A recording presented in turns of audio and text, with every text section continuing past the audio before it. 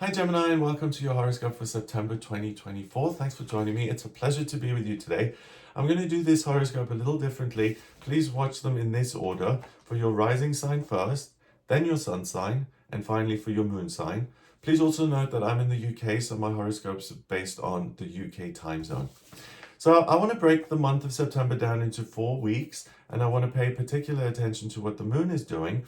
The moon stays in each sign of the zodiac for about 2.5 days. So in any given week, the moon is going to be in 3 or 4 signs, and that has a huge influence on what that week is going to be like for you. But I also want to see how the moon moves through specific houses in your chart so that I can give you an idea of what areas of your life this will show up in.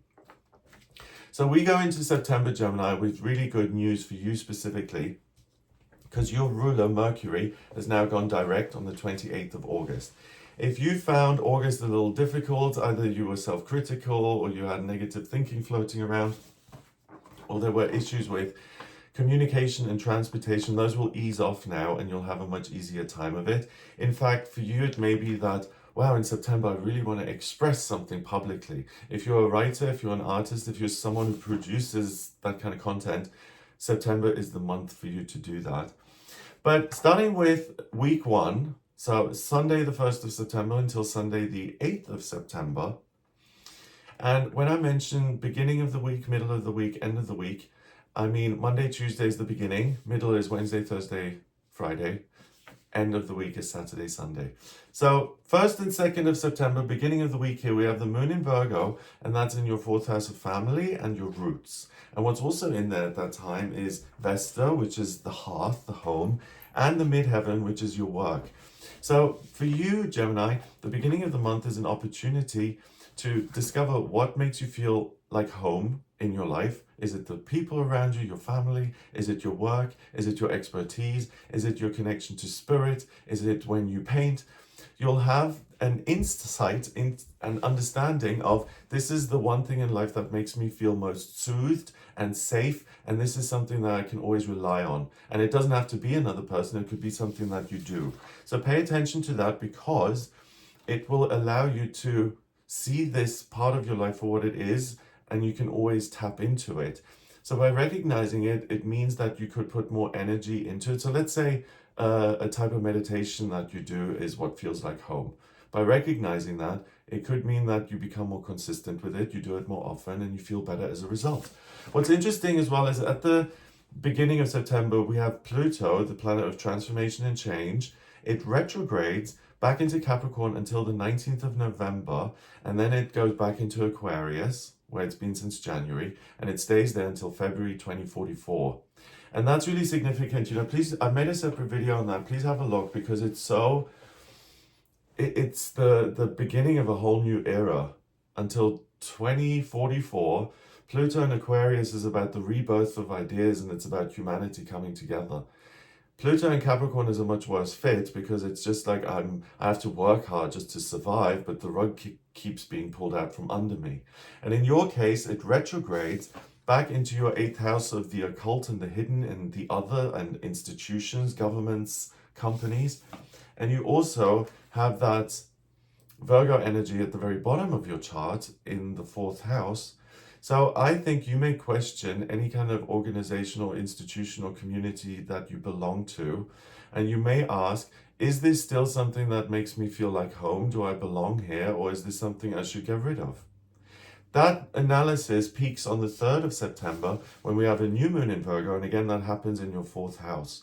Virgo can be said to represent the nurse. The person who likes to tend to others in a practical way and to heal. It can be associated with the researcher, the person who wants as much information as possible to break it down, to make sense of it, so to gain meaning. And what I feel that you do during this time is that you discover that certain things have delivered what they promised, and they give you this feeling of, I'm home, I belong. And other things, even though you may have tried for months or years, it's never happened. So this could be the moment where you finally recognize that something just isn't gelling, and it doesn't matter if you throw the kitchen sink at it and all the energy that you have. Some things aren't meant to connect with you.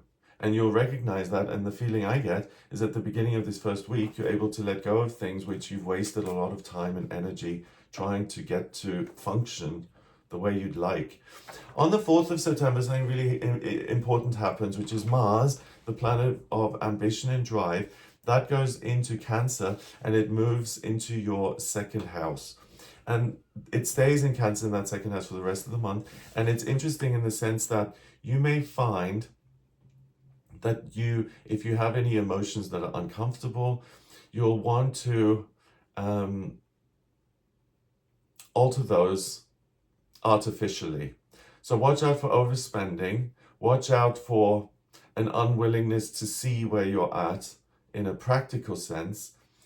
And because Mars in Cancer is going to prompt you to only look at your feelings and to take actions based on those. Now, the problem is feelings are fleeting, right? On Monday, you may feel happy. On Tuesday, you may feel irritated. On Wednesday, you may feel gloomy. Who knows? But if you base your entire experience in your life on these fleeting, temporary emotions, it can throw your life into chaos. So from the 5th of September until the end, make sure you keep an eye on your own emotional state. And the best thing for you this month would be to do some sort of spiritual practice that involves your body, something like Tai Chi or yoga, in order to manage that. And if you find yourself comfort spending or being excessive in any way to alter the way you feel, that's something to back off from, because it can present you with certain risks and can throw your life into chaos. So at the beginning of the week, the moon's in Virgo. Then the middle of the week, the 3rd, 4th, and 5th, we've got the moon in Libra. And that's in your 5th house of what you love and romance and what you truly care about. And the middle of the first week is wonderful for you in terms of romantic relationships. And particularly for Geminis who are single and who are looking to meet the right person. So 3rd, 4th, 5th is great for dates, going out with friends, telling them to invite their friends. It's about expanding your social network. If you have anything like social anxiety or you don't like to be around a bunch of people, that's going to ease off here at the beginning of the month. And if you want to broaden your network, do it here in the middle of the first week. And then at the end of the week, on the 6th and 7th of September, we've got the moon in Scorpio, and that's in your 6th house. And that's interesting because I think that you may feel a little hard done by, either in your work or the way you create an income. You may focus on the fact that, hey, I'm working so hard and I don't feel like I'm getting enough in return. And that's another way of assessing where you work, who you work for, what groups you belong to. And it's again this transactional thing of I'm becoming very aware of what I'm putting into this and what I'm getting out. And if it's imbalanced, if you put in more than you get out, I think you're going to have a tendency to get frustrated about that, but then to take it a little bit further and to say, enough already, I don't want to do this anymore. So if you're absolutely determined to keep everything as it is in September, then stick to that. There are going to be lots of opportunities for you to say, enough already, I'm throwing the towel in, I'm moving on to do something else. I think that this happens because there's a better option available to you. So if you're willing to make changes especially if you're employed, if you're willing to apply for different jobs or look for better jobs, or change your career completely, I don't think you're going to be disappointed.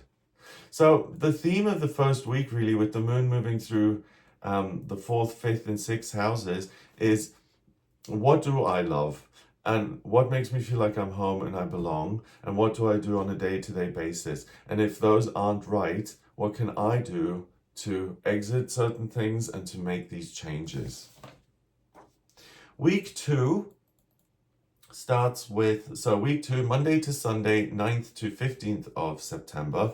At the beginning of the week, the moon is in Sagittarius in your 7th house of relationships. So the 9th and 10th of September is really good for, again, socializing, meeting new people. And that moon in Sagittarius opposes Jupiter, the lucky planet, in your sign, Gemini, in your 1st house of self. So the 10th and 11th of September are wonderful again for dating, meeting new people, and meeting someone who really ticks all the boxes in terms of looks and personality and location and charisma and all of the things that you're looking for. For you, Gemini, this is really a wonderful opportunity to find the one. In the middle of the week, the moon then goes into Capricorn and it joins Pluto in Capricorn in your 8th house. So 11th, 12th, 13th of September. The theme of my work, what am I doing in my work, what are the structures of my work, that's going to come up again. And if you want to leave a job, this time of the month it'll be easiest because you then become much more interested in ideas that serve you at this point in your life where you're at now. So at the end of the week, the 14th and 15th, we've got the moon going into Aquarius in your 9th house of travel and education. And it's really about moving on. You know, like at the center of all of this in week 2 is Pluto in your 8th says change the structures that you belong to and that are outdated and creaky and that don't serve you. And instead look for new relationships, something that brings fire and heat and passion into your life. And then look for new information and new locations that make you feel like I'm alive again. The world is interesting.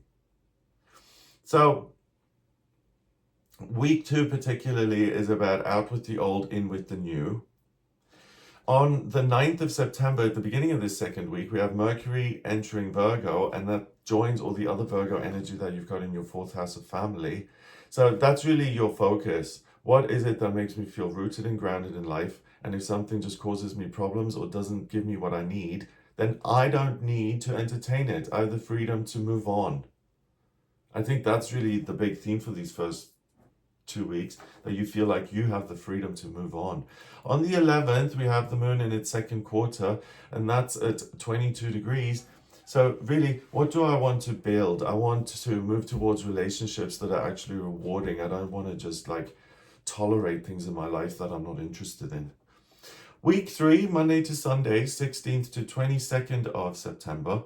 This week starts with the moon being in Pisces, and that's in your 10th house. So this is now the moment, a moment of truth where you realize, am I in the right position or am I not? Do I need to exit what I do particularly for work, or is this exactly right? And it opposes all this other energy again in your 4th. And I would even say that you start to question all the roots in your life. My family, where I live, the work that I do, my physical health. All of those are up for discussion. And in my experience, when the universe forces you or prompts you to throw up everything in the air, it means that one or several of those things can be improved upon. So you start to get that sense, hey, I now recognize that this isn't going to work. How can I replace it? On the 17th of September, we have a supermoon, which is the second supermoon in a row. A supermoon is a full moon that's closer to the Earth, so it appears bigger than usual, and it influences us more strongly than usual. So this is a full moon in Pisces, but it's also a lunar eclipse on the North Node, and they affect us for 6 months. And in your case, that happens in Pisces, in your 10th house, and you're going to start getting downloads about your ideal career. So if you're someone who's in temp jobs or is working a job that you dislike and you have no idea what your life purpose is as it relates to work, you'll figure it out on the 17th of September. The universe is going to hand it to you on a silver platter. The moon is surrounded by Saturn and Neptune, structure, and the dream. So your antennas are supercharged, and it will say, this is what you can do to come home. And what I mean by that is, come home in life, as in I feel like this is where I belong. So for instance, I'm a dentist. I was always meant to be a dentist. That makes me feel like home. I'm married with 8 children. That's what I always wanted. That's what's home. So you start to see what your home is and how you can start moving towards it. So we've got the moon in Pisces at the beginning of the week. Then it goes into Aries in your 11th on the 18th, 19th, and 20th, so the middle of the week. And that's really you jumping into action and now saying, I recognize what feels like home and now I'm going to go out into the world and claim it for myself. So the 18th, 19th, 20th of September, you're going to be incredibly confident. You're going to be incredibly focused on what it is that you want to do. So take notes, maybe journal around this time of the month, because there's no self-doubt. I know what I want. I know how to heal my life. I know how to be abundant, how to succeed, how to live my best possible life. And then at the end of the week, on the 21st and 22nd, the moon goes into Taurus, and it's in your 12th house of spirituality and spiritual strength. So that is very much a sense that nature is talking to me and giving me spiritual guidance. Or I can hear my guides, my angels, my ancestors so clearly that I can almost take down notes and write down what they're saying. And on the 22nd, we have the sun going into Libra, and that goes into your 5th house of what you love. So for you, this ability to connect to the higher realms is now supported in the second half of the month, especially here in the 3rd week. But the thing that it always just boils down to is the question, does this make me feel like I'm home? Or does it make me feel like I'm away in foreign lands? And for you, it's time to build your own home in your life, so to speak. Okay, let's look at the final week then. Week 4, Monday to Sunday, 23rd of September until the 30th of September. We start this week with the moon in Gemini, and it's sitting on top of Jupiter in Gemini, and they're both in your 1st house of self. So the beginning of week 4, 23rd, 24th, and even 25th, I'd say, this is the time to write. This is the time to speak your truth. This is the time to start building your dream and to come home to your ideal life. So this is really a month where you have a lot of control and a lot of power to change things around so that they suit you better. On the 23rd of September as well, we have Venus going into Scorpio, and that goes into your 6th house of everyday routine and physical health and what your daily schedule looks like. And if you haven't made changes and tailored things now before the 23rd of September, Venus in Scorpio is going to give you huge emotional responses to anything that doesn't work for you. And something that you didn't want to get rid of, maybe because it's inconvenient or you haven't had something better to go towards. With Venus in your 6th, it feels much more intense and uncomfortable. So as much work as you can do before Venus moves into Scorpio on the 23rd, the better. And try and see yourself as your own mentor, as your own parent. You know, if I were my own parent, then this is what I think is going to be best for you, and what, even though it may be painful, what you ought to let go of and what you ought to do instead. Sometimes the parents or people who are 20, 30, 40 years older know more. And that's what you can do for yourself with all this spiritual guidance. I want to engage with things that make me feel like I'm home in life. I don't want to get angry and resentful and feel stuck and like I have no chance of changing any of this. On the 24th, we've got the moon in its 4th quarter. And again, it's near Jupiter in your 1st house. So there's a sense of confidence and a sense of self that expands. And it becomes unlikely that you kind of betray yourself and accept things that don't work for you. Finally, on the 26th of September, we've got Mercury ingressing into Libra until the 13th of October. And it joins your midheaven and your sun and your south node and black moon Lilith and Juno in Libra in your 5th. So now I know what I want, and I'm going to start moving towards it. I'm going to heal my life, and I'm no longer going to tolerate any things which bore me or make me feel like life is drab.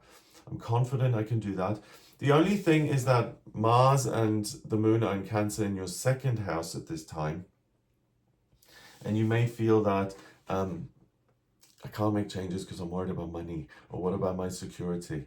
This month for you is to make significant changes that are thematically suitable. The money will follow.